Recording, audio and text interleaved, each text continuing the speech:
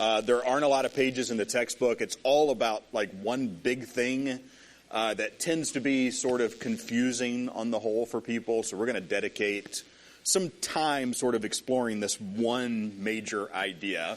If we need another class, I'm totally good with that. So please ask as many questions as are necessary to try to make sure that we all get the idea across. Also, I didn't give you little slips of paper today. Instead, I'm going to try using the numbers on your chairs, even though we have a lot of empty seats.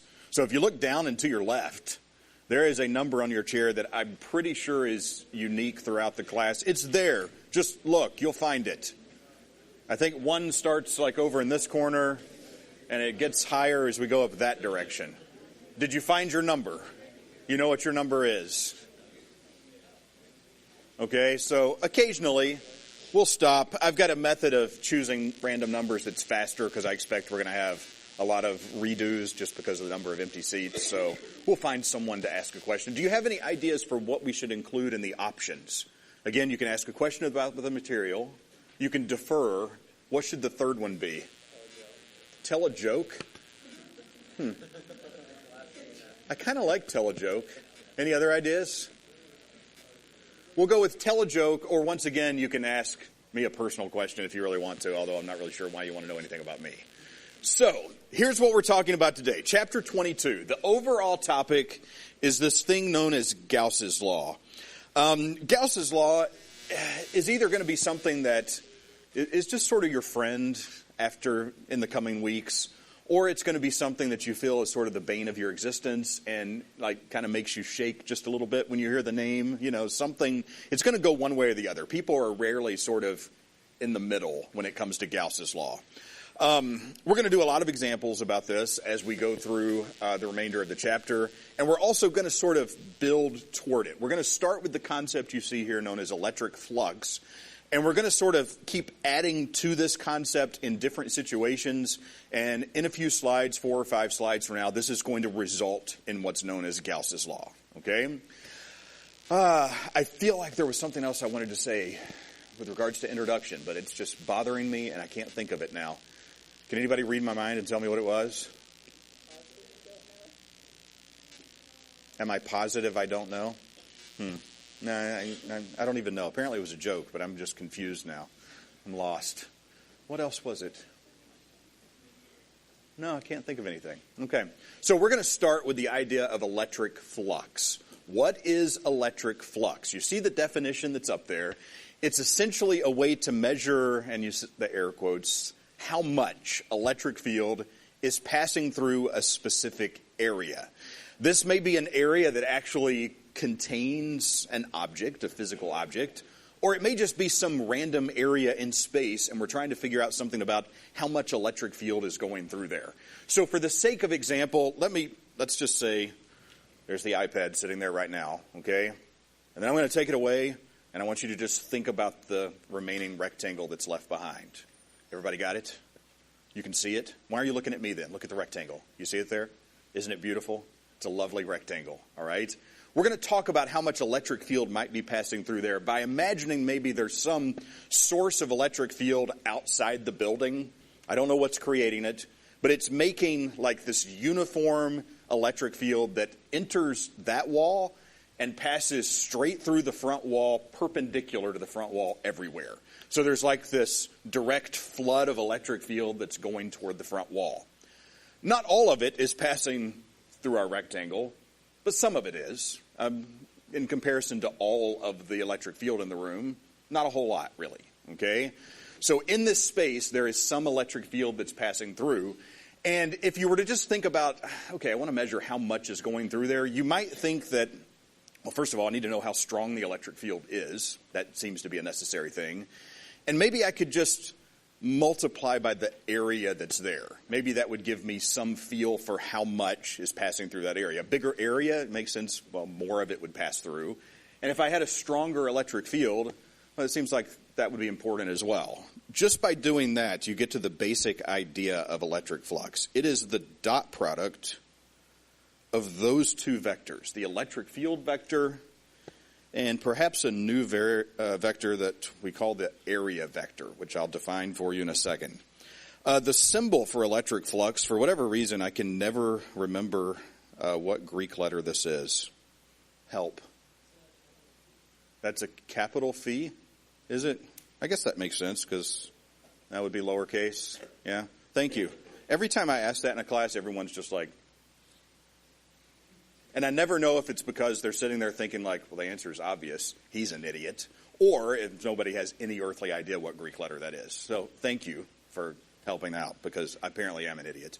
So we're going to say the capital phi with a little e as a subscript is the symbol for electric flux, and it's the dot product of the electric field vector and the area vector. So of course we know this is going to be Ea cosine theta, where theta is the angle between those two vectors.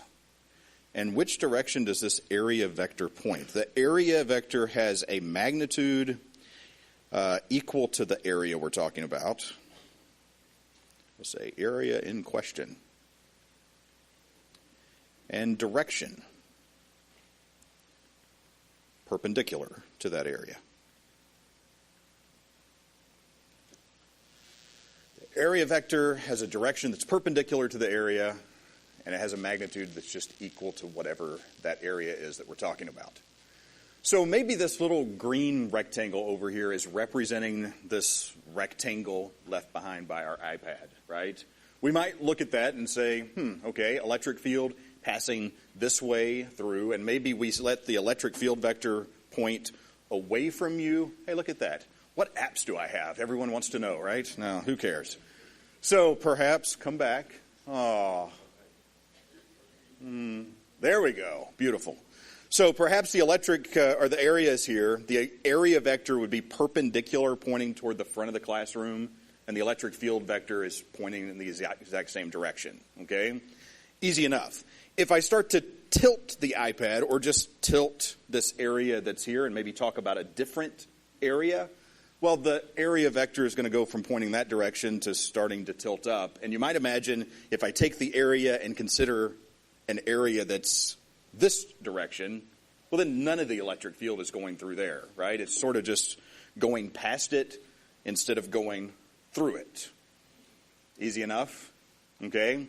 Anywhere in between, I'm sort of reducing the effective area, the amount of space for electric field vectors to get through, all right? So let's see. We could say, as we understand here, that if the electric field vector and the area vector are in the same direction, we get maximum flux. And if these two things are perpendicular, we get zero flux.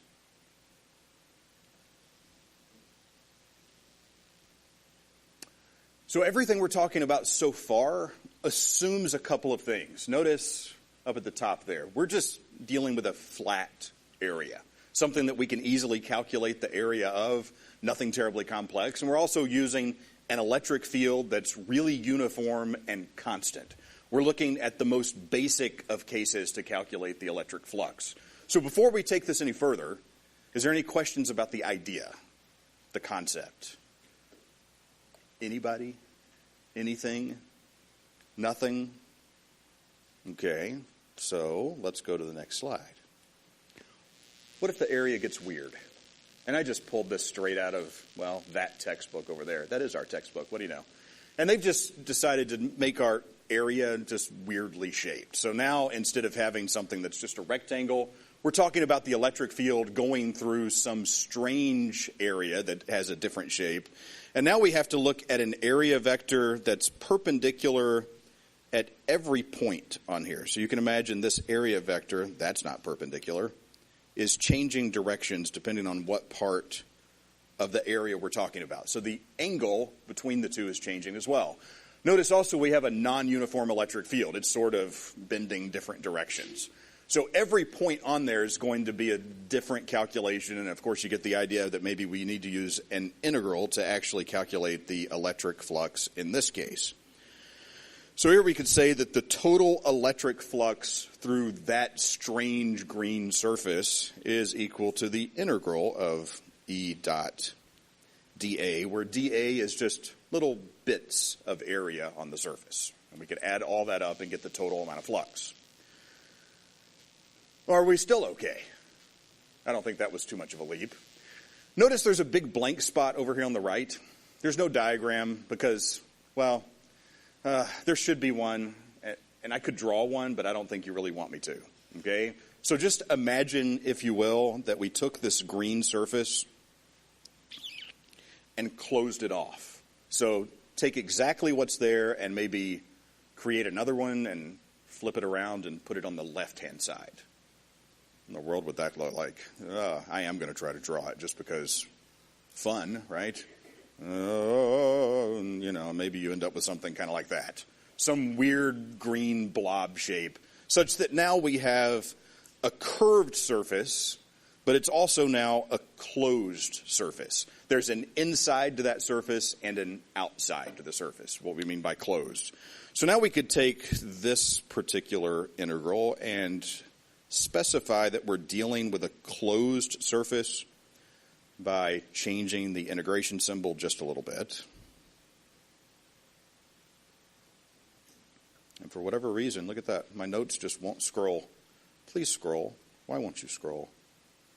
There we go. Much better. And in this case, we're doing the exact same thing, but now you can imagine that some of the electric field maybe is going into this random surface, and some of it's leaving the surface, right? So if I were to draw that same electric field that you see over there on the left, you might imagine that I could look at any one of these vector lines, and there's a point there where it enters the closed surface, and then there's another point where it exits the closed surface. So for those 2 points, we're going to have different area vectors. So here maybe is a little area vector dA, and over here, perpendicular, is a little area vector dA that points the opposite direction. So we see something that looks like that, well, except flipped around, on this next slide. So they're still just looking at a random blob. They're trying to change the shape, I think, just to point out that, like, the shape of this surface isn't really what's in question. We're just trying to look at this closed surface area that's encompassing a volume, and I don't really care what the shape is, okay? So now they've drawn just one electric field vector. This thing is sitting in an electric field. Electric field is passing through it. And you can see the area vector in one case is pointing roughly in the opposite direction, such we have an obtuse angle between the two. This is going to result in negative electric flux because the angle is greater than 90 degrees. And as that vector comes back out, you'll see that now we have an acute angle, and for this one we're going to get a positive value of electric flux. So when we have a closed surface, and we're talking about the electric field passing through, well, any part of the electric field is going to enter and exit. It's not going to just stop on the inside, okay? So we can get to something that looks sort of like this. And notice now we just have a random area. So again, if you wanted to take some space here up front, imagine some sort of strange blob that we're talking about. It's just a region of space. And it's, again, sitting in this electric field that's going from the back of the classroom to the front. Well, any piece of electric field that enters also has to exit. It has no way around that, okay? Every piece that enters also exits. So we should make a little note here. Let's see. We could say that the electric flux is equal to 0 because there's no net flux in or out. We're going to have equal amounts of negative and positive. If you wanted to just look at that diagram and like count how many lines they've drawn entering on one side, well, there's going to be the exact same number that are exiting on the other side. That would be one way to kind of think about what's happening, all right? So if we were to do that calculation and actually do this whole thing, right, E dot dA, and do it for the entire surface, we're going to get a lot of the parts are going to give me negative, and we're going to get an equal amount that's positive, and the whole thing is just going to result in 0, okay? Which brings us to the point of all this. But before I make that point, does anybody have any question about the points that have been leading up to it? It all seems vague and random, and it's like, what in the world are we talking about, and why does it matter? I understand that. Yes?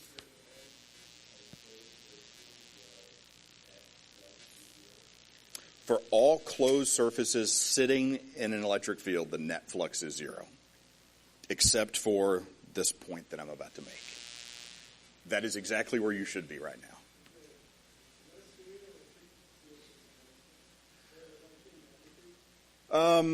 Even if it's not. So even if we had, say, maybe a point charge here that was creating that electric field, same exact case. You're going to have a total flux of zero for that closed surface. Okay? Anybody else? All right?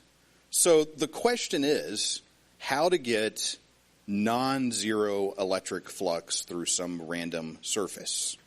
This is only going to happen, we'll say only if the lines start or end inside the surface. The only way to get non-zero flux is if some of those lines don't make it back out the other side. Or conversely, maybe we have extra lines coming out the other side that didn't originate from the outside. How can that occur? What is the one thing I can change to this situation that would make lines either start or end inside the surface? Put a charge in there, right? Electric field lines always start or end on charges, depending on whether that charge is positive or negative. So we have to have charges inside the surface to make this change, to get non-zero flux, all right? Once we have that, we can get a little bit closer to this thing known as Gauss's law. But before we do that, hey, look at this little tool. So, yeah, I know. Ridiculous, right? But it's going to be fast. It's going to choose a number rather fast here. We'll see if anyone's actually sitting in that seat. 83? I feel like with this, it should come with candy or something, right? You get drawn, it's like you can take the candy and just stay quiet. No one's going to claim seat 83. That's you? Yeah? Which one? Question for me, a question about the material, tell a joke, or defer to someone next to you. I see the people around you are like, don't. Don't even think about it.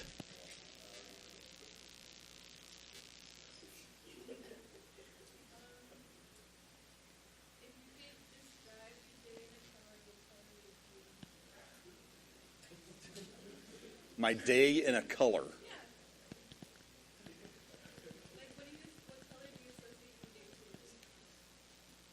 I have never considered such a question. Have you?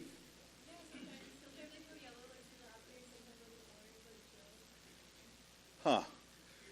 So it's how you feel, not the way you perceive your external circumstance. I don't understand the question. Huh. It feels like you're also asking my favorite color in a way. No? Maybe you feel that color often. Okay, can anyone else answer the question? As a class, shout your color which answers the question. Go.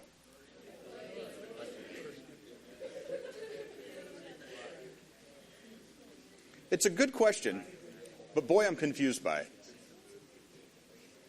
I'm going to say yesterday blue. It was wet. Is wet a color? Can I make it a color? The color of wet. Whatever that is. Today it's not wet. Yeah? Oh, physics. Cool. Yay.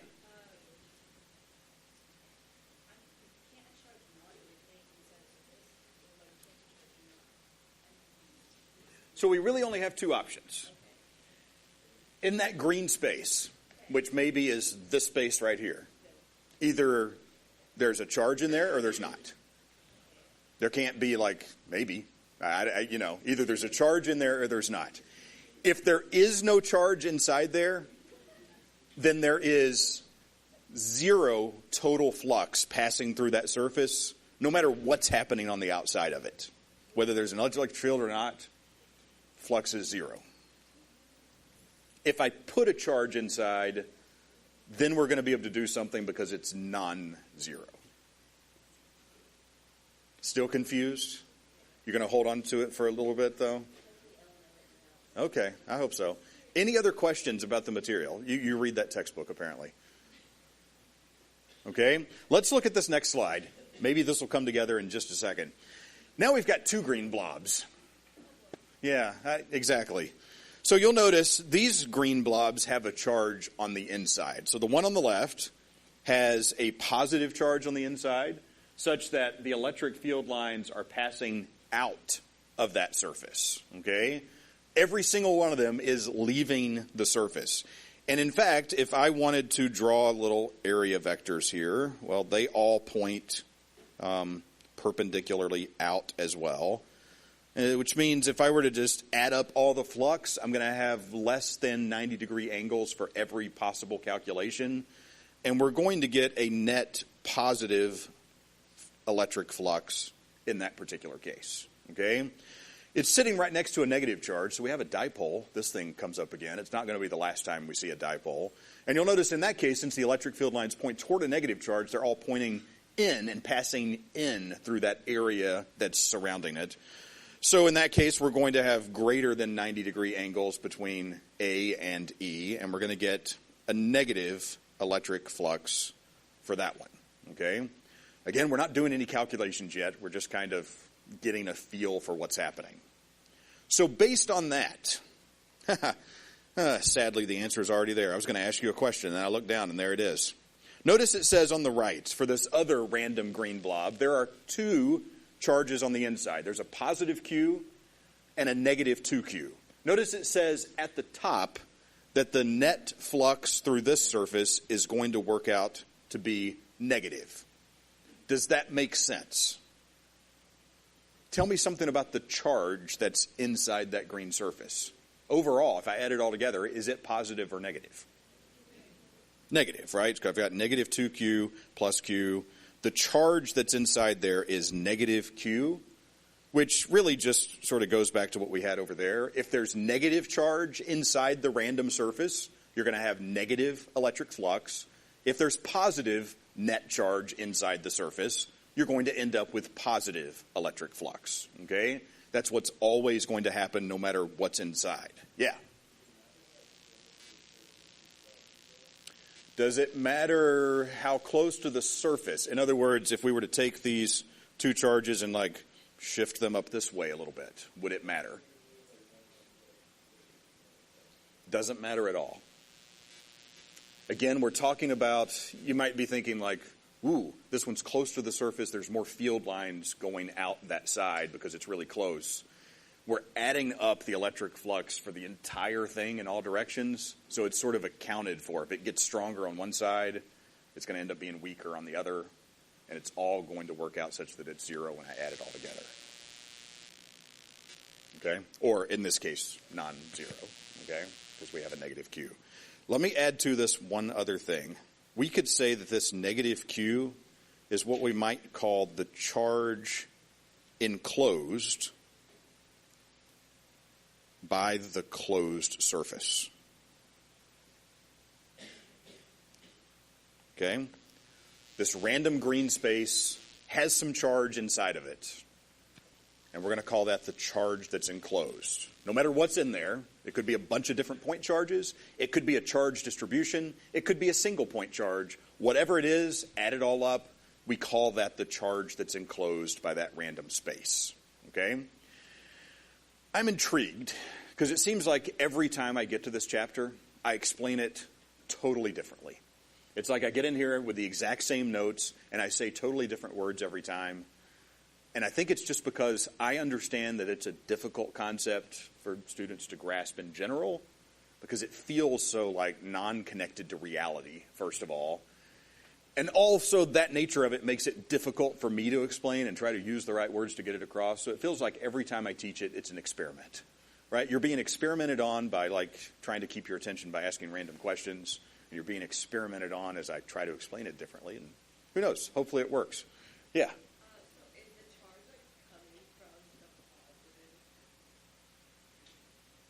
Is the charge coming from the positive? What do you mean?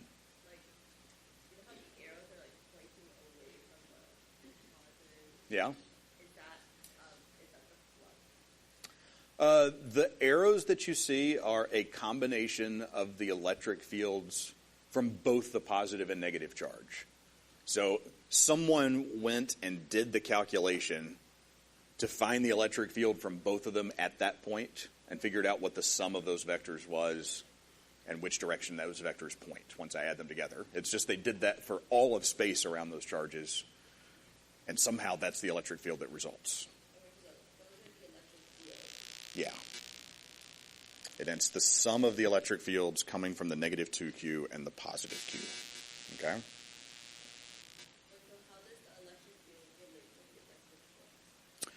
The electric flux is a measurement of how much of that field is passing through something.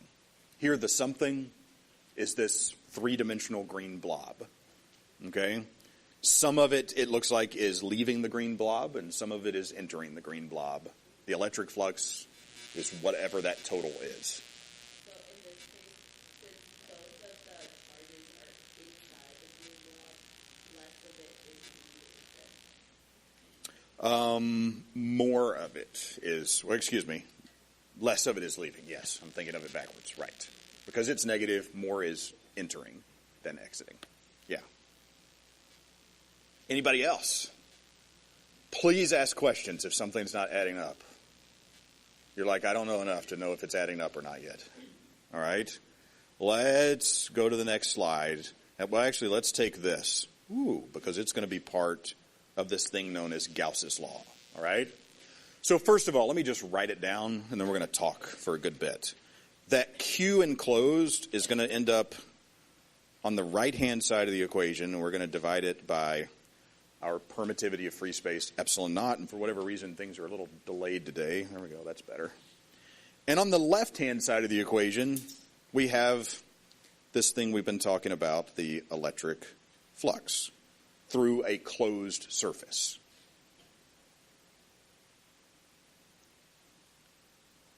So notice, the only way I'm going to get a left-hand side that's not zero is if there is some Q enclosed by the surface, okay? This is kind of the result of everything that we were just building up to. Yeah. So is Q enclosed a lot of times as easy as just adding arithmetically negative 2Q plus Q is negative 2? Many times, yeah. Okay. Sometimes we're going to have distributions like we had before, though, and we'll do some examples with that as well. Okay? I feel like when I answer questions, I should run to the person that asked it and stand right here. I think I'll try that from now on. No one's going to ask a question, are you? Huh? We'll see. Doesn't bother you? You're good? Okay. And then I have to stay here until someone else asks a question. I'm stuck in the spot. It'll be a new game I'm going to play. How about that? So you remember last chapter? Yeah. We started with calculating electric fields from point charges. KQ over R squared, and you just add the vectors, and it's that can get tedious, but it's pretty straightforward. You're just doing vector addition, okay? Then we moved over to doing charge distributions, and we re-expressed it as a charge density, and then it was always now I have to add up all the little bits of charge, and it resulted in some integral, which ideally if there was some symmetry, maybe that integral wasn't too bad, but as soon as it got just moderately complex, the integration could just be a little bit rough. Yes? Okay? And we didn't even really take it that far. Remember last chapter, all we were doing was I don't know, maybe we had just a bunch of charge that was in a line. Yay, we had a charge distribution. And then we said, I would like to know the electric field at that point. And then we did all of this work, right, by using this thing, which is K dq over R squared. And we integrated all for the sake of finding the electric field at one point in space in proximity to this charge distribution. It was a lot of work. It was tedious. It was potentially hard. And we only found it at one point. That's a little depressing. That makes me feel weak and sad. I think I just sort of want to sit down now, right? Imagine if, like, the problem was, please calculate it and at 50 points around this to get a feel for the entire electric field. So you could actually draw those vectors here and get a feel for what they all look like. That would be a ridiculous amount of work, and work that I'm not going to ask you to do. Okay? Which means that stuff from last chapter can get really hard. That's the whole point of Gauss's law. Gauss's law is a bit of a shortcut. In some situations, we can take charge distributions that are complicated if we were to try to, like, brute force calculate with integration using that equation. And we'd be here all day and all night and all week trying to do the calculation. But with Gauss's law, we can sort of get right to a solution really, really quickly. It gives us a lot more power. The problem is there has to be some symmetries in the problem in order for me to use Gauss's law. And as we progress through the chapter, you'll start to recognize, oh, I see what he means by symmetries, how that's going to set up, all right? So don't think of this as maybe something that's like terribly, terribly, terribly difficult, but instead something that's meant to help you. The problem is you have to get over like this little theoretical hurdle first so that you can actually use the power that's available in Gauss's law. So that's why I say, like, for some of you it'll be your nemesis, and for others of you it'll be like your friend, because if you get over the theoretical hurdle, it's like, oh, it's going to help me do problems, give me power that I would not have been able to do otherwise, and you'll actually get to answers really fast. If you don't get over the hurdle, and instead you find, like, why is this hurdle so tall? I can't jump over this hurdle. This is a big hurdle.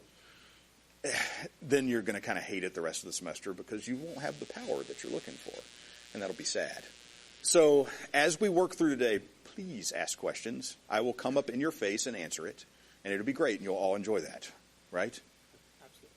I should just sit down here. You got 3 seats next to you. We could just hang out. People are dropping things. It's fine. I know it's Gauss's law. I understand if you want to drop things. So let me get rid of this, and let's talk about this in a little bit more detail. So we've got the electric flux on the left-hand side, and we're saying that it's directly related to charges enclosed by some random surface. The beauty of this is those green blobs from before, I get to decide what those look like. You are in complete control of deciding which random 3-dimensional surface that you're worried about electric flux passing through. So, let's see. What all should we say about this? Let me scroll down my notes to make sure that I don't miss anything. So let's add a few things to this equation. Let's say here, this is any closed surface. You choose. You will notice that, in general, this particular surface is going to have some symmetry, and it will have shapes that have a surface area which is easy to calculate. So you're going to choose an area that is something like a sphere, so that you're just like, oh, geometry. I can calculate the surface area of a sphere. Or maybe a cylinder, which isn't too bad, or a box, or something like that. You're not going to be calculating the surface areas of things like this, because we really don't want to, because that's just no fun for anybody, okay? You have the ability to choose, like, I don't want to use random green blob. I want to use a sphere and say, let's put my charges inside a sphere instead, because I can easily calculate that surface area, okay? We are going to do some examples of all of these common shapes as we go through the chapter, so don't let that freak you out too much. And I just erased something. What was it? Oh, it's just that arrow. No worries, okay? So that means when we're worried about this dA integral and we're having to add up the surface area, it's just going to be geometry. It turns out that if you set the problem up properly, and really the only option is to set the problem up properly, you don't even do the integral. The integral sort of just like happens, and you're like, oh, I had an integral with a dot product inside, and now I don't, which is kind of beautiful, okay? So it's going to be easier than it looks on the whole. A thing I need to add about this electric field. You will choose the surface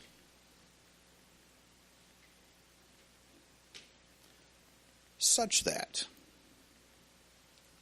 E is a constant value on that surface.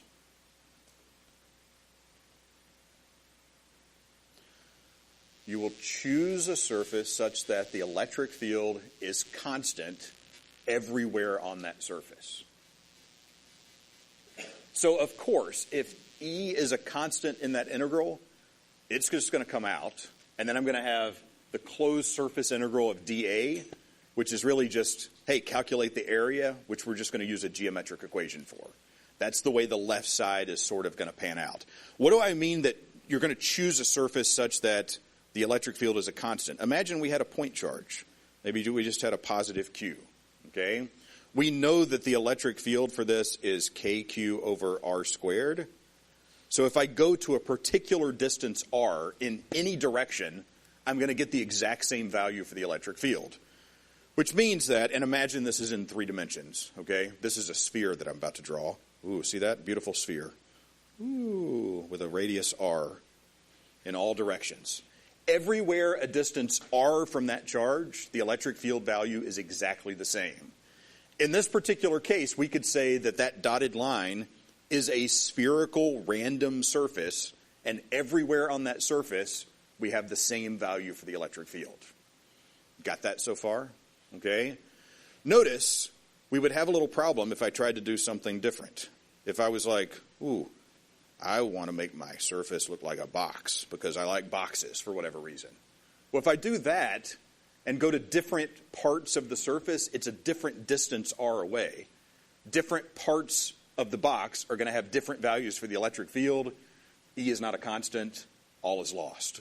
Okay? You get the idea. You're looking for a shape that you can encapsulate your charge with so that everywhere on the surface of that shape, you have the same value for the electric field. Okay? So let me, do I want to get rid of that? Maybe? No? I don't know. So clearly it makes sense that we're not going to use shapes that look like this in general, right? That's just terrible. The electric field is not a constant at different places on that surface. So we're not going to worry about that. If we go over to the other side of the equation, well, we've got epsilon naught in the denominator, so that's no big deal. This is literally just add up the charge inside the surface.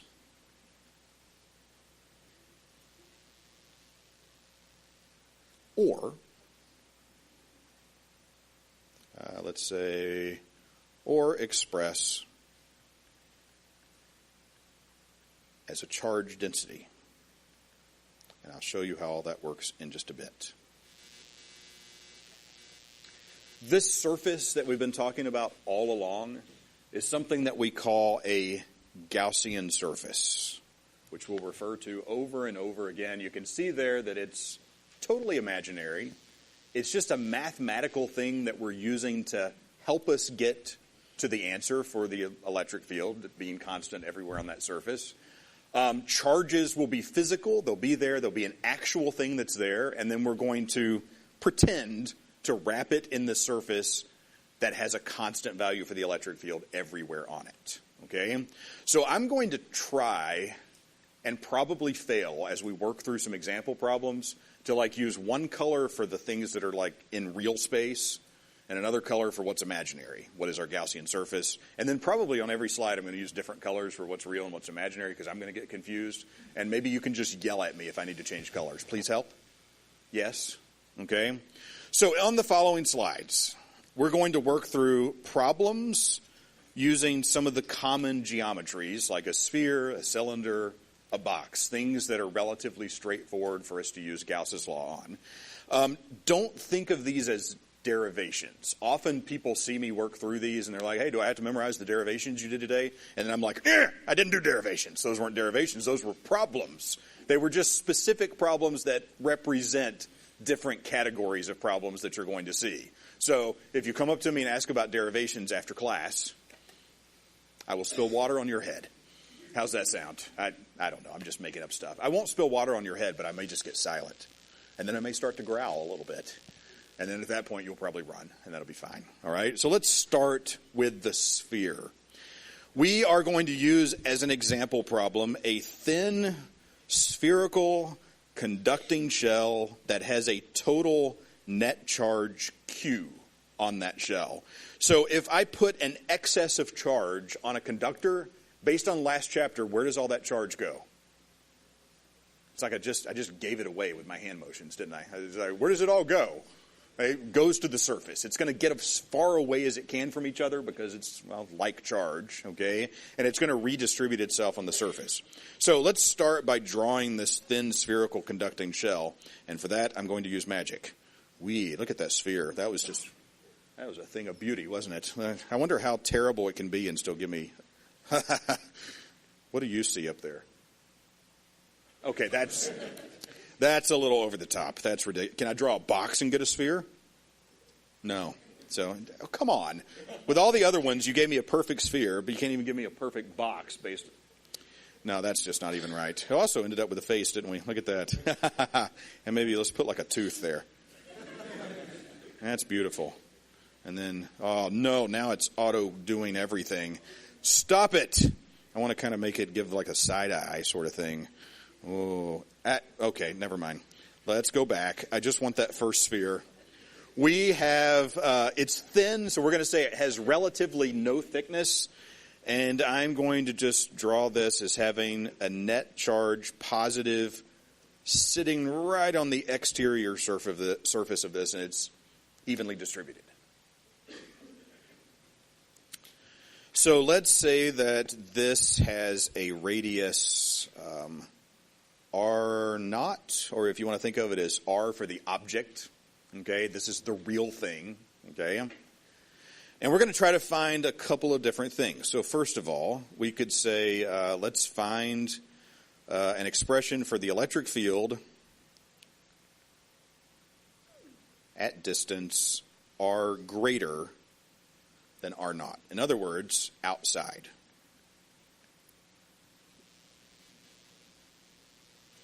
So from the last chapter, the way to maybe do this might be like, oh, great.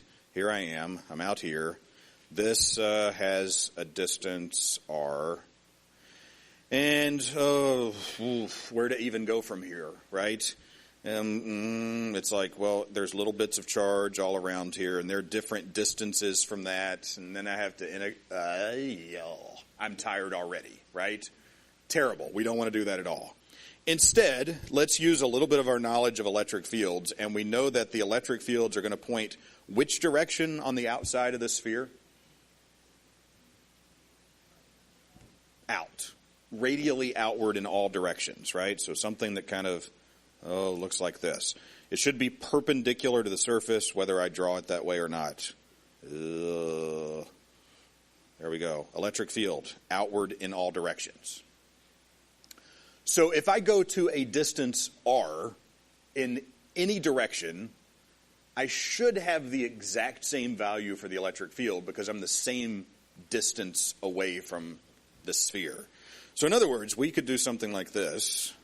And at this distance R, let's draw a dotted line, which is going to represent our Gaussian surface. And I don't know if that worked. That's not too bad. Okay, so this thing is our Gaussian surface. It has a constant value for the electric field everywhere on that surface because it's the same distance away, which means we can write out Gauss's law and see what happens. So E dot dA equals Q enclosed over epsilon naught. And then let the fun begin. The Gauss's law fun. Everyone's favorite equation. I expect next Tuesday, like half the class will have Gauss's law t-shirts. It's going to be fantastic. I can't wait to see all the t-shirts. But you should print them upside down so that you can cheat, right? I can't remember Gauss's law. There it is. Things are fantastic. It wouldn't be cheating. That'd just be cool. Maybe not, all right? So E dot dA. First of all, which direction is dA pointing in this case? Everywhere outward as well, right? So if I were to draw a dA vector, it's just pointing perpendicularly out in all directions. So the electric field and the dA vector are pointing in the same direction. So the cosine of 0 is just going to give me a 1. Let's not worry about that part of the dot product. Okay? The electric field is everywhere constant, so that's going to come out of the integral. And on the right side, how much charge lives inside the Gaussian surface?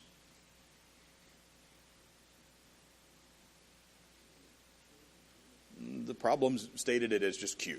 Okay? Whatever it is, if you add it all up, we're going to call it Q. So Q enclosed is just Q.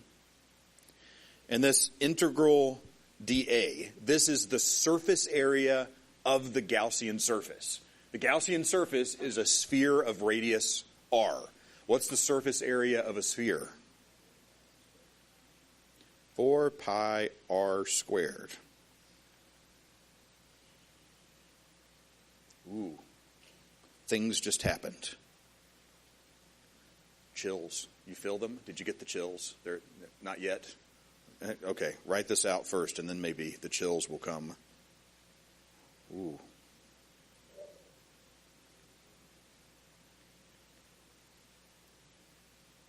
Did you get them now? Am I overselling it? Yeah, a little bit.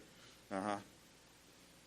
So this is just like a point charge. The electric field outside of a spherical conducting shell that has a total charge on it, Q, gives us an electric field that's the exact same as a point charge. At a distance r away, it's just kq over r squared. We've used Gauss's law for the first time. Did it feel good? Did you enjoy it? Are you happy? Is it easier than you thought? Okay, so far. Any questions about this before we do a part B? Yes. Does this mean that point charges are spherical? Point charges are spherical. Not necessarily. We don't really. Point charges are a point. It has no dimensions. It's just a point. But its electric field is spherical. Yeah. What is with this spot? Somebody ask a question over there. I need to come over there now. Questions about part A? How are we doing? Anybody? Anything? No? Okay. Let's do part B. Part B. You guessed it. Let's find the electric field at a distance r less than r naught. In other words, inside. I made it to the top while writing and I didn't fall down. I'm very pleased with myself. This is what my life has become. I'm happy that I can walk upstairs without tripping. Of course, I didn't really write terribly straight, did I? That's kind of sad. Find the electric field at a distance r less than r naught. So let's do another Gaussian surface that's in here somewhere. That's not a sphere at all, but you get the idea. This is our new distance r, and this is a new spherical Gaussian surface. I like this part of the problem. So we'll start with Gauss's law.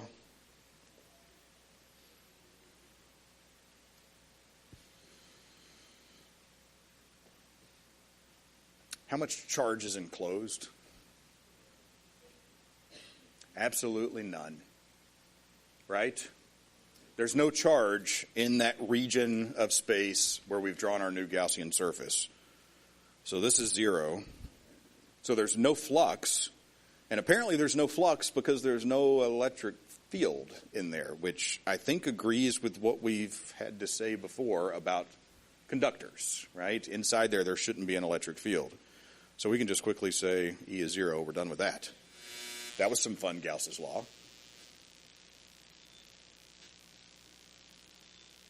How about part C? Part C is even better. We're going to change the problem entirely and get an answer really quick. What if a solid conductor instead? Same problem, except now it's not hollow on the inside.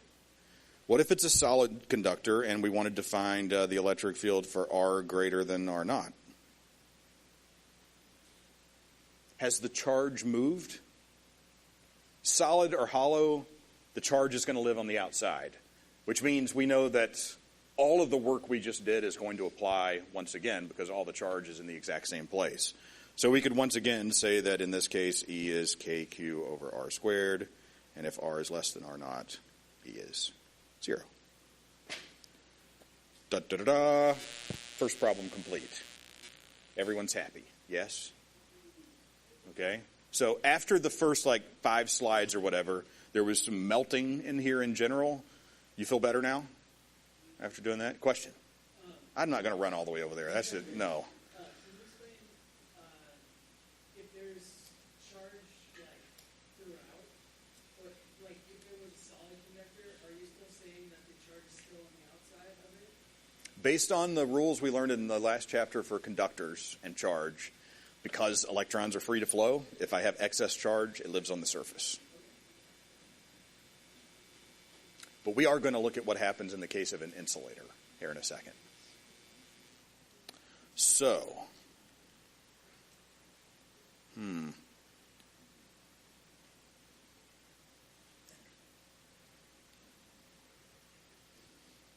where's 47? I don't know. I'm confused. Over there somewhere.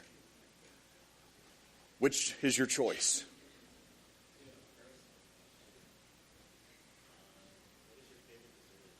Ooh. I do like talking about desserts. I'm a donut aficionado. All kinds. I enjoy good, high quality donuts. You know, the kind that are like $4 a pop. You know, where you're like, what? $4? You know, you go somewhere and they're like, ooh, fancy donuts. You know, because they're all poofy and made with fancy ingredients and have flavors like, pomegranate, blueberry, lime, or something ridiculous. And you're like, well, I wonder what that's going to taste like. And then you're like, well, that was good. I enjoyed it. And then you end up, leaving with a half dozen of these $4 donuts. And then they disappear quickly. We didn't call your number. I'm sorry. Yeah. I need to learn some donut places around here. I haven't had a chance to explore much. So somebody tell me where to go. Also, I prefer yeast donuts as opposed to the cake donuts. Cake donuts are better? Get out. No, I joke. Anywhere to go? Do they make good donuts here anywhere? A new one? What's it called? And where is it? Shattuck near campus or Shattuck away from campus? Okay. Just get on Shattuck and start driving. Okay. It's walkable. Okay, cool. Anybody else have recommendations? Does anybody else like donuts? Donuts? That's kind of true, yeah. Bagels are a bit of a lie and a tease. Like you're hoping that they're just no. I want to do another problem. I don't feel like you people like donuts enough. At least not as much as you should. Donuts are fantastic. What? There are baked donuts. Yeah. I used to get a baked donut in Boston.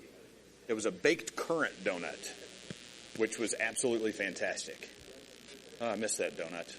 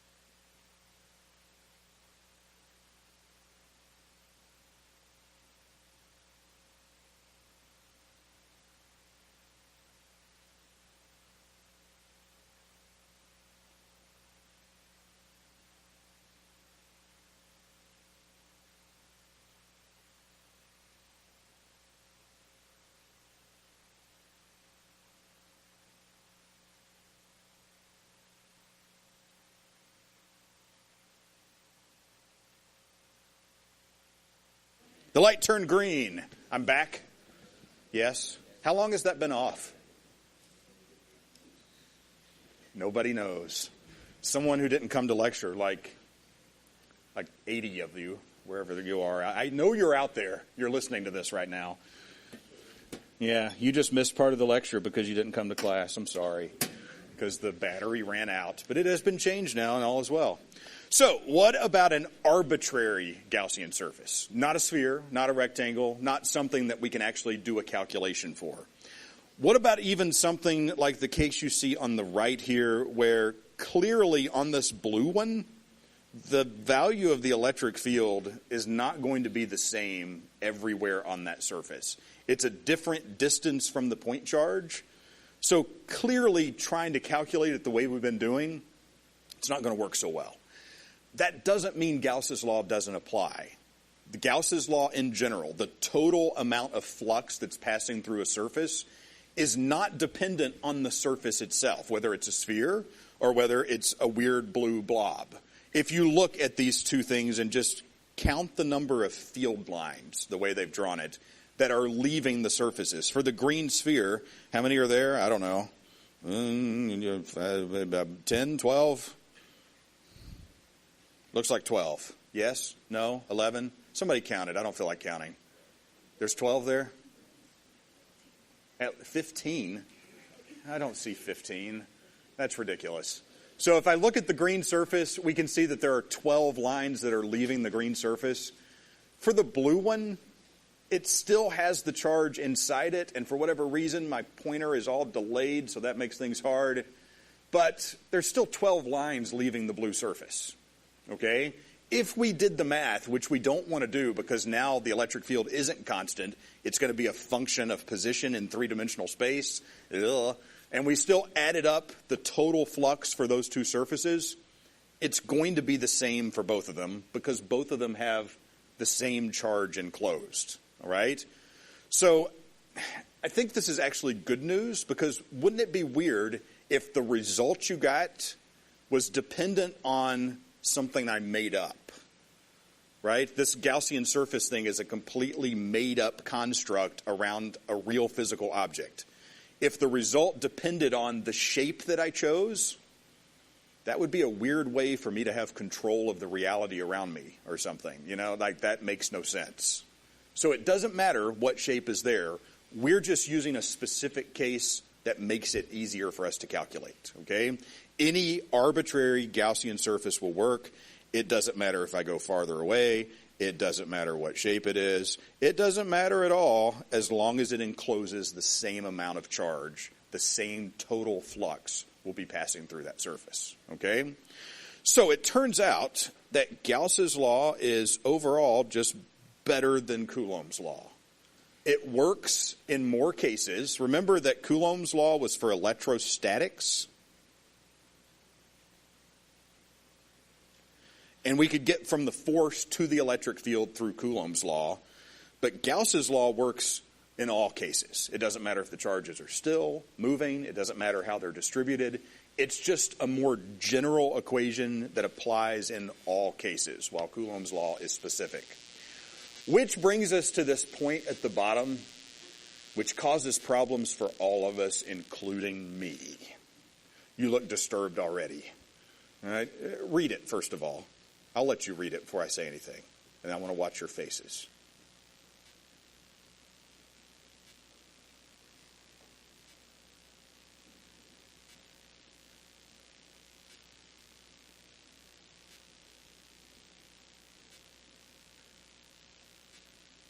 Your hand is up and kind of like, I don't like this way. Or is that a question or not? No. It just happened to be there. Your hand got stuck. I'm sorry. The electric field is the total electric field at points on the Gaussian surface, which is not necessarily only due to the enclosed charge. What in the world does that mean? So let's see. Plus Q. And then we decide to wrap this in a Gaussian surface. And then we find an electric field value that's like here. But what happens if there's... Well, I shouldn't put that arrow on it. What if there's another charge over here? and then I do this problem and find this value, things are still okay. All right? The reason it's still okay, if I find the electric field at this point by doing a Gauss's law problem on the left, something has changed here. If you're thinking like, but wait a minute, this is not going to be KQ over R squared at that point because this other point charge is there. You're right, it's not going to be. Which means that trying to work that problem using this approach exactly, we're not going to get the same results because on the surface, the electric field is not constant, right? If we really wanted to do this problem, I would need to know how the electric field varies as a function of space based on all of the charges, and then everything would still work out. It's just not a problem we're doing, okay? So if you're worried that the surface can't be the total electric field, well, it can't be for the problem if we did it the same way, if we try to pull the E out. We would have to do a more complicated problem, and we're not doing that problem in this class, okay? If you want to, I suggest an electricity and magnetism class in your future at some point. You know, like maybe like a junior or senior level class where it's just all electricity and magnetism all the time. And then go to grad school and then take a couple more electricity and magnetism classes, and you'll have all sorts of fun. The side of your head will probably be flat, mostly from just kind of, you know, banging your head against your desk a lot. But at the end of the day, you'll be doing problems dealing with that bottom case, and you'll feel very happy about yourself. And then maybe you can invent the future a little bit, but you will be flat-headed on one side, and I'm sorry for that. Your question? Well, there came a point, I took the classes, and I was like, I can either understand this and have a flat head, or I can keep my head intact. I went with my head. So my grade wasn't what I would have liked. That's what I'm trying to say. Yeah, is that what somebody else was wondering? Why? Maybe it is flat somewhere. I don't know. I haven't shaved my head, so I have no idea what's up there. It could be flat somewhere, and I just don't know about it yet. That reminds me of something I should not tell you. Well, now I have to tell you because now your brains are going everywhere else. When I was growing up, there was this one guy. He called me Almond Head. Because he's like, dude, your head is shaped like an almond. I was like, maybe it was. Is it now? Help. Yes, no? Like from what angle? I don't know. Or maybe now like everything is just shaped differently and there's fat and who knows what. Maybe it used to be shaped like an almond, but who says almond still to this day? Who says not at all? Thank you. Oh, I feel better now. Well, now I'm starting to wonder if he had a point at all. If he was just calling me Almond Head to be mean. I need to find this person. Let's do another problem. With a solid insulating sphere. A solid insulating sphere. And we're going to say that this has charge Q once again. But in the case of an insulator, the charge doesn't naturally go to the surface.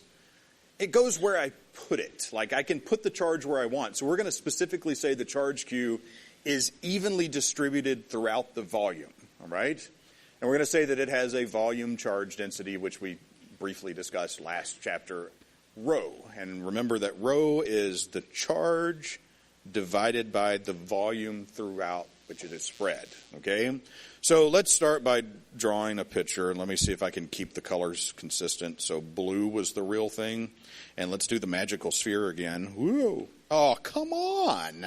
Didn't I draw worse things than that last time, and it gave me a sphere? Or a circle, at least? Yeah, that's pretty good. I don't want one. That's too big, though. Whoa, there we go. All right. So let's see. Q is evenly distributed throughout its volume. It's positive. Let's just go ahead and draw this as if there's charge sort of sprinkled everywhere throughout. And now, for whatever reason, I'm thinking about jelly donuts with sprinkles on top. Right? Maybe, yeah, because there's not a hole cut out. So can't have a jelly donut with a donut hole. Or could you? I haven't seen that. Has anybody ever seen a jelly donut with the jelly like around the loop? I'm quitting, and I'm going to start a restaurant just making these particular jelly donuts, apparently. No, we're not going to do that.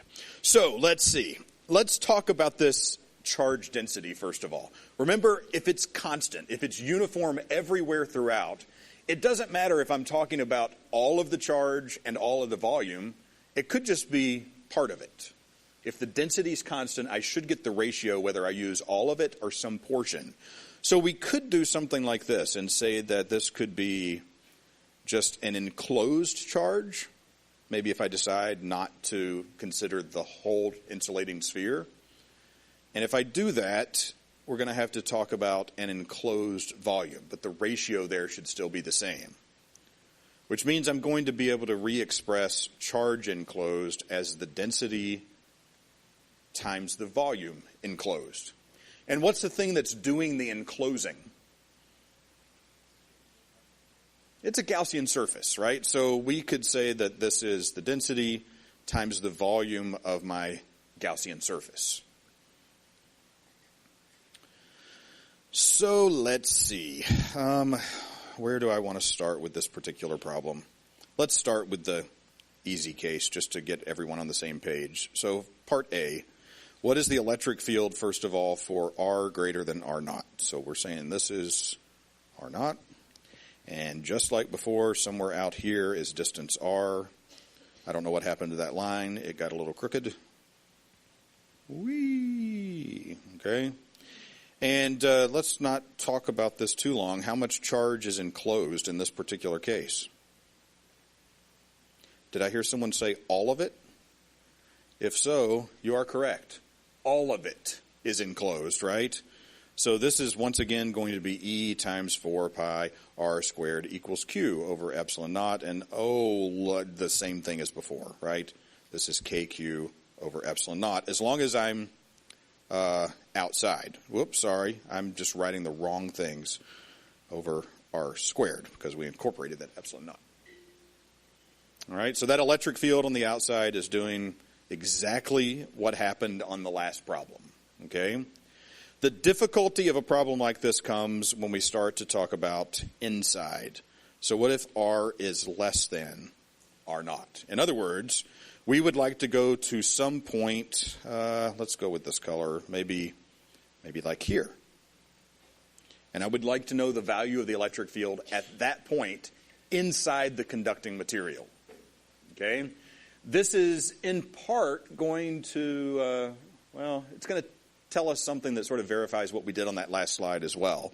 So what we could do is, use a Gaussian surface at that particular distance R. What is happening with this sphere that I'm trying to draw? That is just the worst thing ever. Let's start over. So,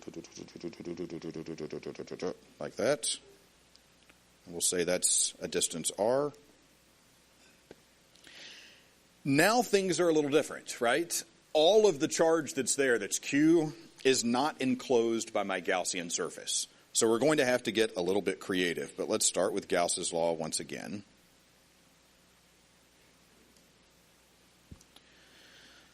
Let's see. So we're going to do this. That's still going to be E, and that's going to be 4 pi R squared because it's the surface area of a sphere.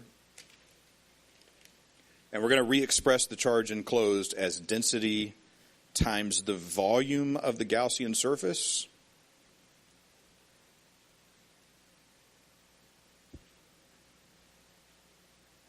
And what is the volume of this Gaussian surface? Volume of a sphere of radius r, 4/3 pi r cubed. Yes, so we're going to have density times 4/3 pi r cubed over epsilon naught.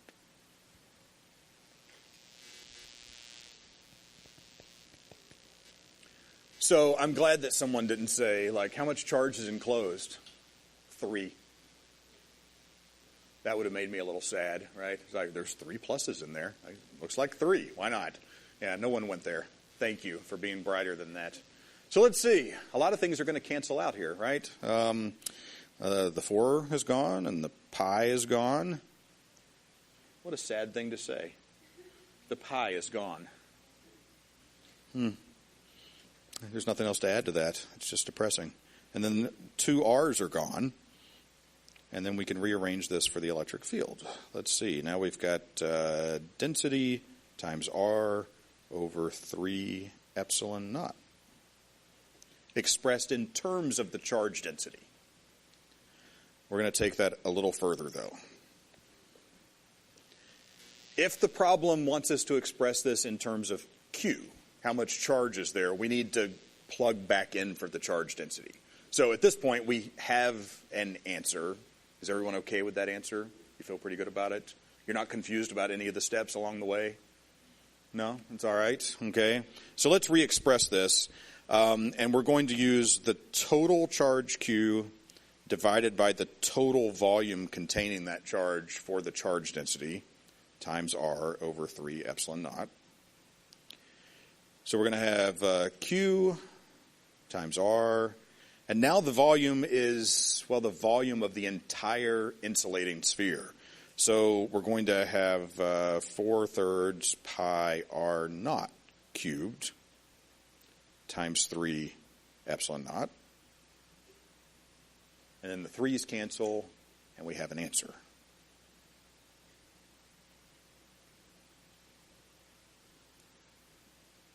And I think I didn't leave anything out. I'm not even sure now. I think that's it. Or you could re-express the 4 pi epsilon naught as K. Who's got questions and thoughts and complaints and issues and all of the things? Electric field inside and outside an insulating sphere with charge density. Using Gauss's law is way easier than trying to add up all of those incremental bits of electric field at all those different places in a sphere. I don't think any of us want to do that, all right? So we will do notice this says number 2. The next one jumps to 4. There's a slide missing. Is actually 2 more on this slide. The one that's described there is actually the 4th one that I wanted to do. So let me renumber these. I'm actually going to put that back and say that is 4. There we go. So that's 4. And we're going to do this one sort of over here on the right-hand side. And before that, I want to do number 3, which is also going to use a cylinder or a box. Well, for this one, a cylinder only will work, it turns out. And let me tell you what this problem looks like. It is a very long, think so long it might as well be infinite, okay? A very long, straight wire with a positive charge density.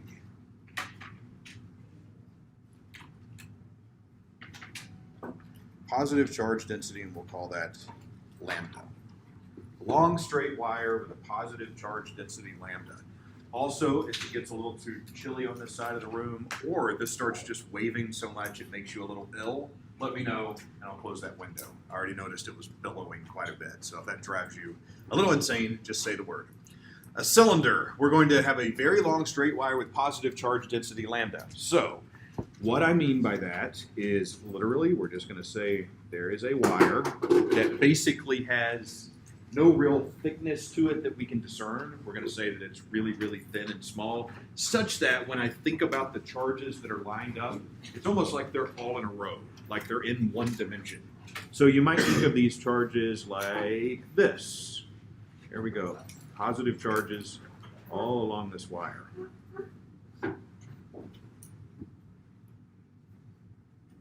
So we're not going to be able to go inside the wire like we did with those previous examples where we like had an inside answer and an outside answer.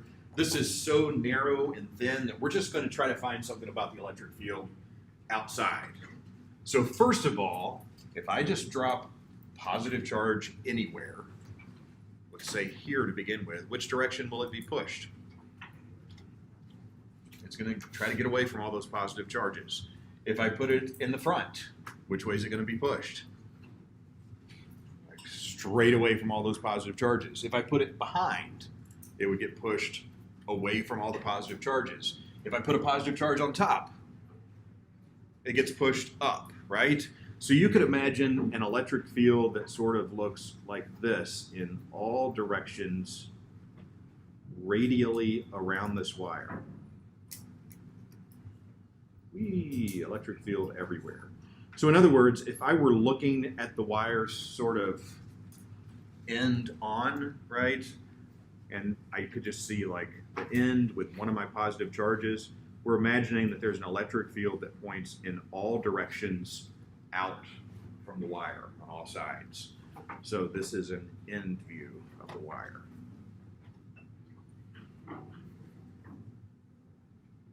And I should label that electric field too. There we go, electric field, electric field.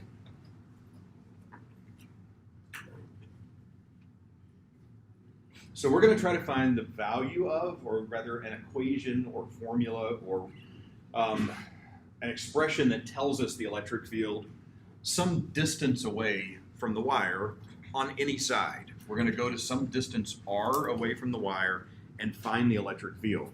So to do that, I'm going to set up a Gaussian surface that is a cylinder. And this is where things artistically get a little difficult. But hopefully you can sort of get the idea. Okay? I'm putting a cylinder that's imaginary around the wire. And you can imagine the wire passing sort of straight through the center of the cylinder. Again, if we look at it end on, essentially it's just a circle if we're looking at it from the end. Okay? Can everybody at least partially understand what I've drawn? Sort of, okay, we got it. So let's see, what was I using previously? So we're going to say that this has a radius r. We'll use a capital R for that. And if you think about it, my electric field is passing through this imaginary surface, this Gaussian surface, this cylinder. Some of it is passing through the walls of the cylinder, right? The rounded part on the side of the cylinder. Some of it may or may not be coming out the ends of the cylinder. There's 3 different surface areas on a cylinder. Unlike a sphere, just one big surface area, here I've got 2 end caps that are circles, and then I've got this rectangle that wraps around the side of the cylinder. We're going to look at the flux that passes through all parts of those, okay? So in other words, when we write out Gauss's law, so let's start with just our overall equation. It's E dot dA is equal to Q enclosed over epsilon naught. We are essentially going to have 3 parts on the left-hand side because I've got 3 different areas to deal with, okay? So once you see what it looks like, I'm going to do a lot of work to show you how simple it actually is. So the next time you do something like this, you might not need to draw all this much. So I'm going to say E dot dA for the side of the cylinder plus E dot dA for one end of the cylinder plus E dot dA for the other end of the cylinder. I don't know what happened to that last cylinder. It just kind of turned into I got kind of lost in the middle there. Did you get the idea? That's the left-hand side of the equation simply because my cylinder has 3 different surfaces that I need to consider how much electric field is passing through, okay? On the right-hand side, we still have Q enclosed over epsilon naught.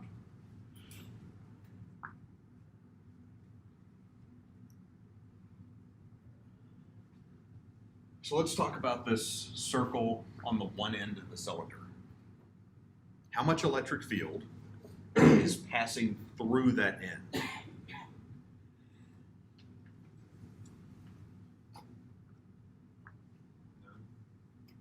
None. Yeah, none is the answer. I'm going to pretend all of a sudden that this is the cylinder. I'm hoping the lid is on there okay, right?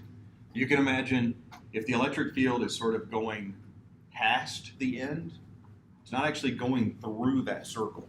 Much like when we talked about if I put the iPad like this and the electric field is going this way, it just sort of flows past it, but doesn't actually pass through that surface.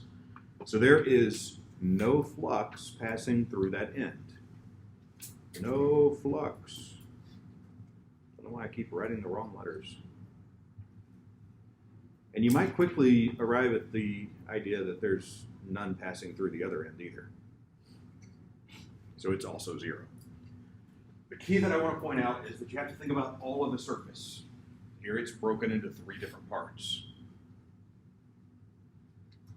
So any flux that I have passes through this side wall of the cylinder.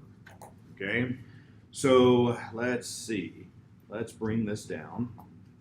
And we're going to say that the electric field will be constant a given distance from that. So I'm going to pull that out of the integral. And this closed surface integral of dA is just going to be the surface area of the side of the cylinder. We'll put a big equals and put Q enclosed over epsilon naught. We're getting close to an answer here, believe it or not. What's the equation for the surface area of the side of the cylinder?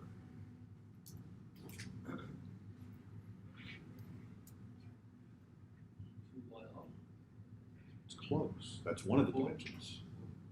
It's 2 pi r times the length, right? If you unwrap the cylinder, it's a rectangle.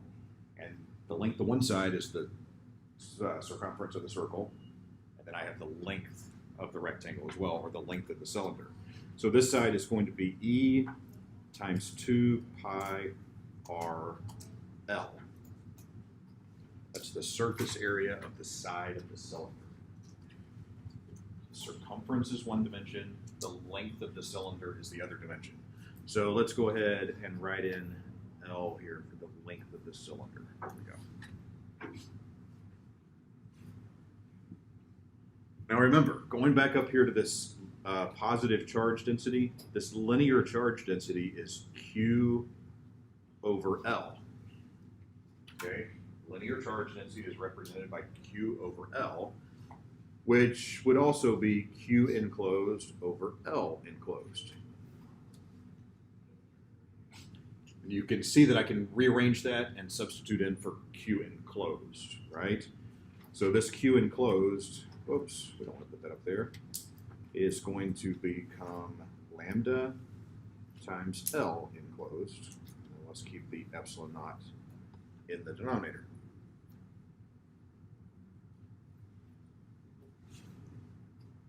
Now notice, this L that's on the left-hand side, that's the length of my Gaussian surface.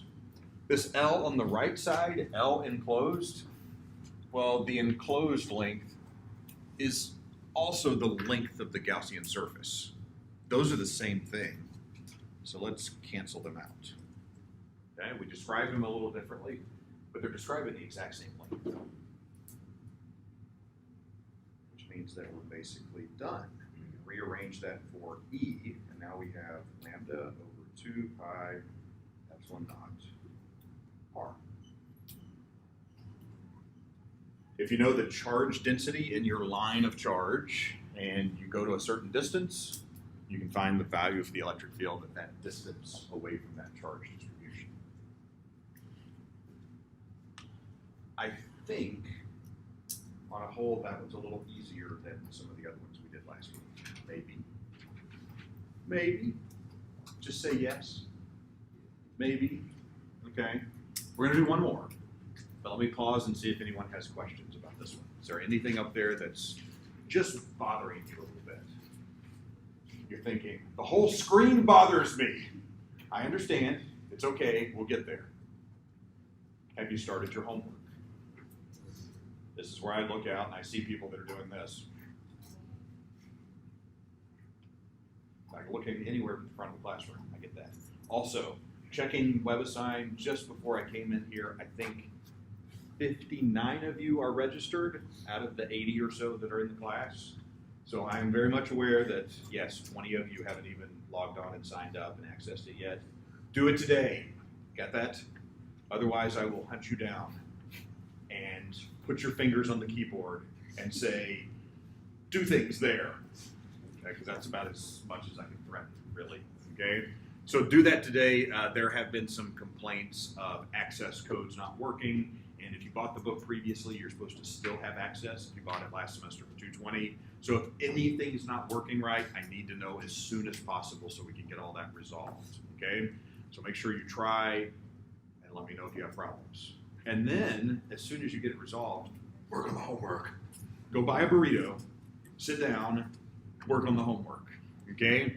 Actually buy 4 burritos, 2 for you, 2 for a friend, and work together, okay? Sound good? 6 burritos is better, maybe? 3 for you, 3 for a friend? I don't know. Maybe an infinite supply of burritos until the homework is done. Just keep the burritos coming. Whatever it takes. Just get started on the homework, all right? I'm going to insert a slide here because it turns out that took more room than I thought it was going to. So let's see, add a page, and it's going to come out the wrong orientation, but it'll still get the job done for us. And we're going to do one more problem, and this will be the fastest one of them all. It was described on the previous page, but I'll write it here again. This is an infinite insulating plane of charge. We will say that it has surface charge density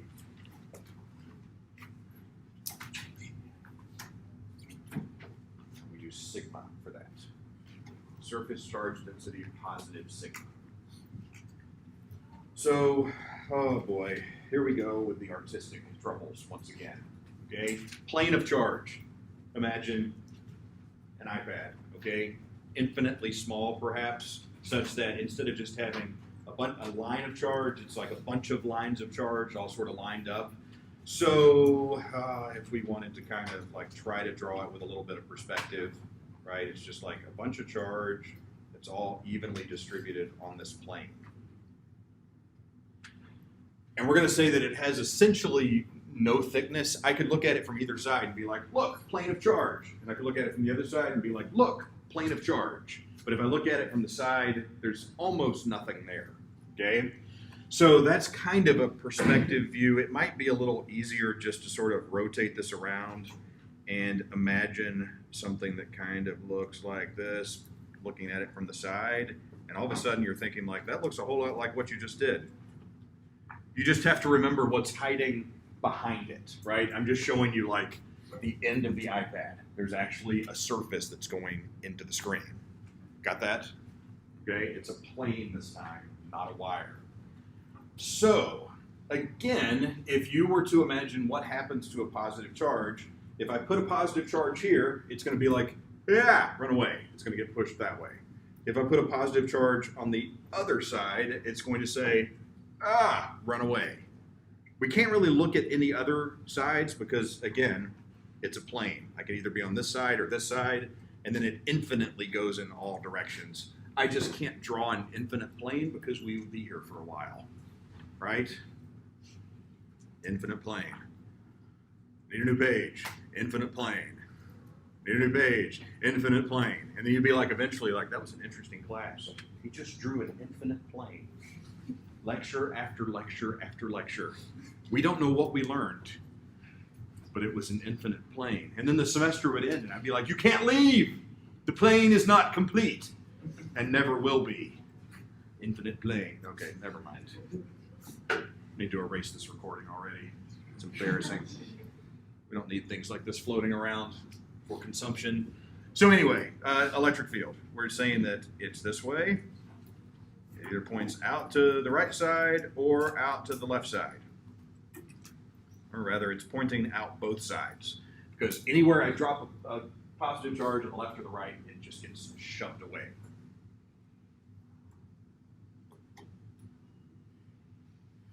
So, here's what we're going to do to find the electric field this time. And here is where I have literally no ability to draw this. Okay? So imagine a box. Okay? Just maybe like a cube. A box. A little cube. And we're going to essentially take the box And whoops, we're supposed to be drawing something imaginary, so it's dotted. And we're just going to stick that box right through the plane. Okay? So it's like, there we go. We had a plane we're dealing with. And I need a cube. I don't see any cubes of any type that's around here. Pretend this is a bottle of water that's a cube. Got that? Okay? We're taking the cube and just sticking it straight through the plane so that well, that would be disturbing if I just went and stuck it straight through there. You get the idea, right? It's stuck through the plane. So while I can't really draw that, we took a box and stuck it through the plane. It's almost like we were making biscuits. Anybody like biscuits? Biscuits? Biscuits. I'm talking like breakfast biscuits, like you'd get like in the southeastern United States a lot. Like biscuits, like fluffy, you put sausage on it. You might even put gravy on it. You might throw a slab of egg in between the two, like biscuits, okay? Except we're making square biscuits. Like we had like one of those dough cutter thingies. You have dough and you're like, chink, you stick it in the dough. I don't know what I'm talking about anymore. You get the idea. Hopefully that's enough of a description. You can determine what's happening in that diagram, all right? So if I have a box, you can imagine the right side of the box has a square on it, and there's electric field flowing through that square. The left side of the box has a square, and there's electric field flowing through that. But of course, there's also like a top of the box, and a front of the box, and a bottom of the box, and a back of the box. But electric field is just flowing past all of those sides. It's not actually flowing through those surfaces, okay? So I'm not going to write down this equation again except with like 6 terms. I'm just going to tell you that we are going to be dealing with kind of like what we had right here, right? 6 of these. 4 of them represent 4 of the sides of the box that have no flux passing through them.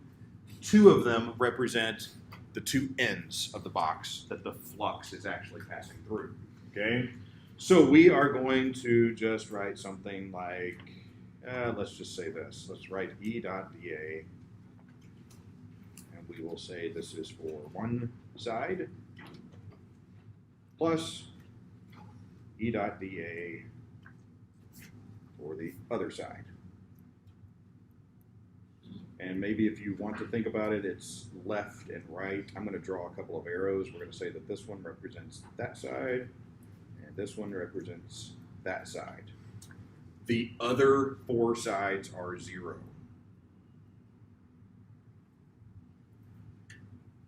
Are they just 0 because we're disregarding them? You said they went to 0? They are 0 because that term, this E dot dA thing, is electric flux, which is a measure of how much field passes through. And for those other sides, it's just like going right past. It's in the same direction. It's parallel to those sides, so nothing goes through those surfaces. Okay? And on this side, Q enclosed over epsilon naught.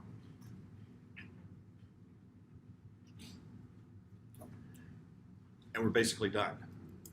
You're like, you just started this problem. I promise you, we're basically done. Watch what happens. E is just going to come out. It's constant, a set distance away from that plane. And then I've got, let's see, dA plus this other integral dA. I've got that twice. This is the area of one end, and this is the area of the other end.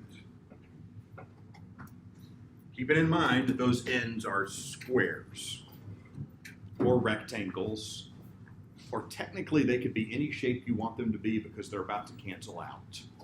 Okay, we'll just pretend they're squares, why not? And on this side we still have Q enclosed over epsilon naught. So, yeah, that's getting a little rough up there, isn't it? Just, all you have to do is move your head exactly with what the sheet's doing, and then there's no relative motion between you and the sheet, and it'll be fine, right?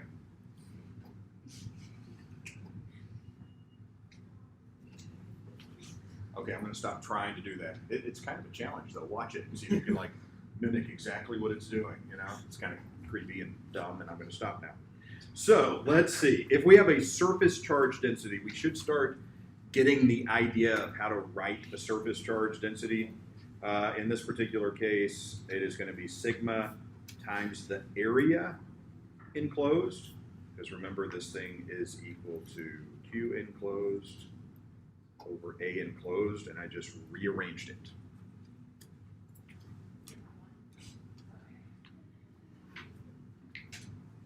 All right. If I'm dealing with a box, and if you want to think of it as a cube instead of just any old rectangular box, well then the left end of that is a square, the right end is a square, and the area that's enclosed by the box, you might imagine, is a little piece of this surface. Oh, that is like right here, like I've enclosed that much of the plane. And if I looked at it, it's a square. Yes, it's the biscuit that I cut out of the plane, okay, the square biscuit. So all the areas are exactly the same, which means I can go back down here to the bottom and write this as E times 2A. I'm just going to write area because it's an area, we understand that. And on the other side, I have sigma times the same area.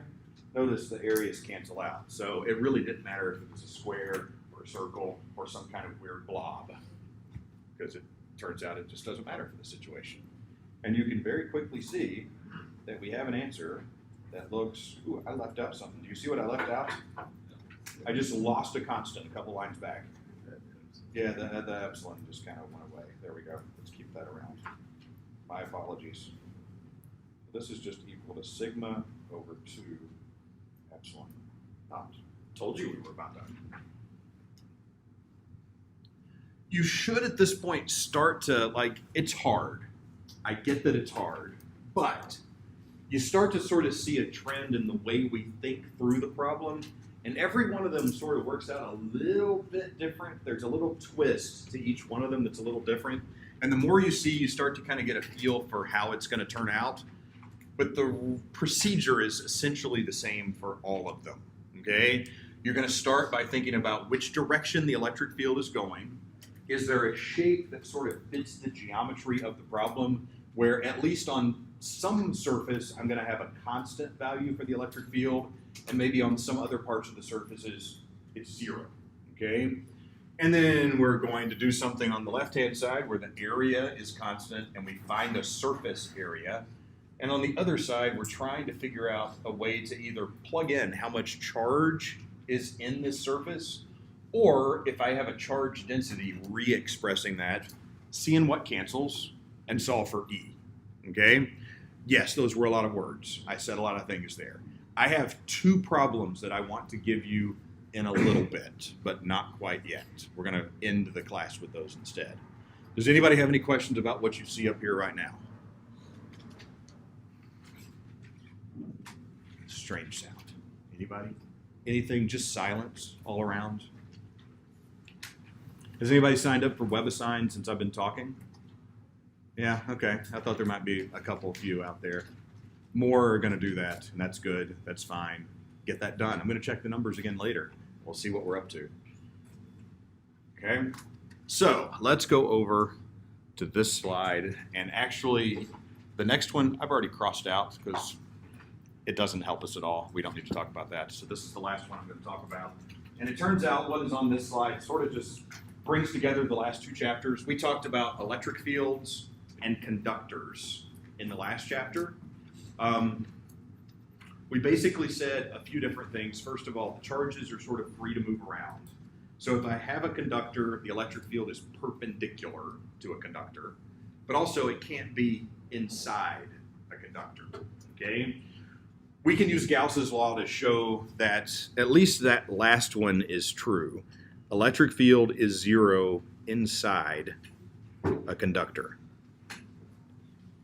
So here we have 3 different random shaped conductors, okay? So first of all, if we were to assume that there is no electric field inside this conductor, so we're going ahead and making this assumption, let's see what it tells us, okay? So notice they've drawn a Gaussian surface sort of just inside the edge of this conductor, okay? Meaning that when I write out E dot dA for this particular problem, like so, I know that if there's no electric field inside the surface, then there's no electric field like passing through my Gaussian surface, which means that this side is 0, which leads to this idea that the charge that I've enclosed has to be 0, which means if there's no electric field inside the conductor, then we also know that there is no Q inside the conductor. It is all on the surface. So it's like we assumed one of the things that we know to be true, mixed it with Gauss's law, and we get the other thing that was in our list of things about conductors and electric fields. All the charge has to live on the surface if there's no electric field inside. And a quick version of Gauss's law shows that, okay?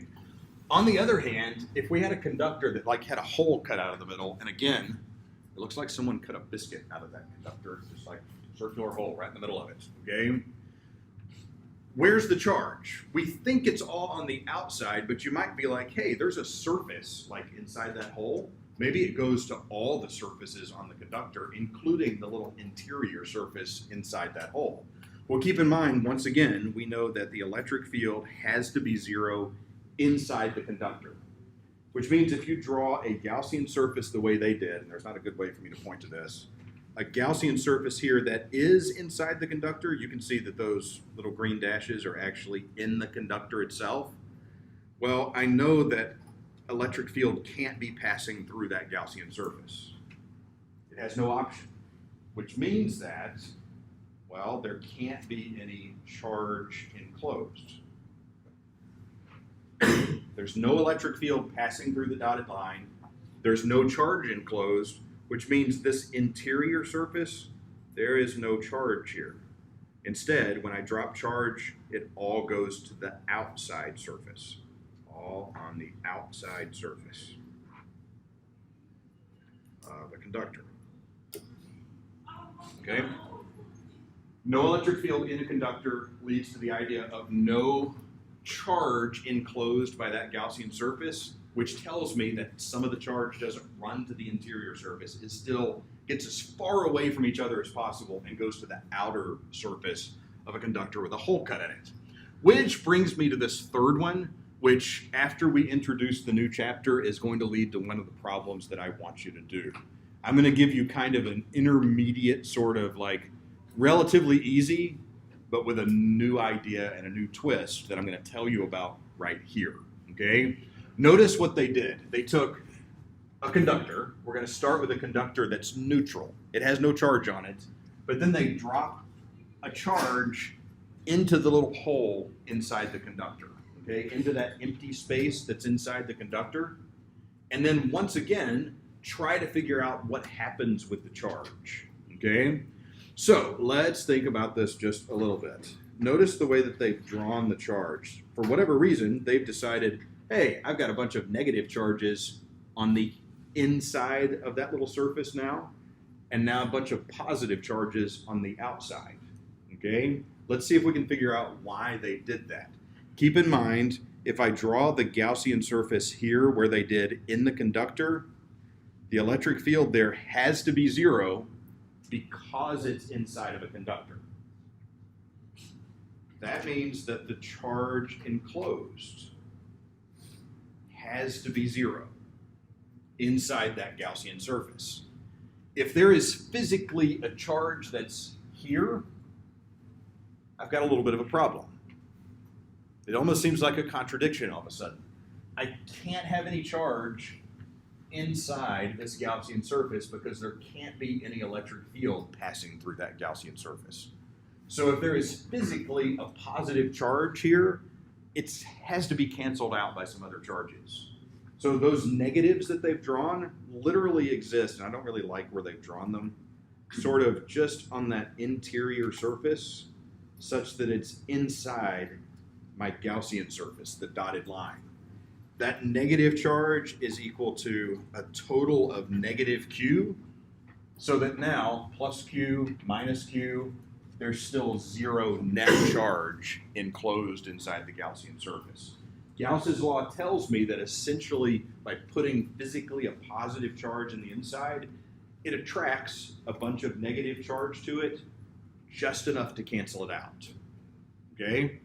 If I pull a bunch of negative charge to the inside, that means it had to come from somewhere else, and that leaves a net positive charge elsewhere. So all of these positives that they've drawn on the exterior surface, they all must add up to be positive Q. Okay? Putting that positive Q in the inside drew enough electrons to it to cancel it out, and that left a deficit of electrons somewhere else. So keep in mind, the conductor started with no net charge.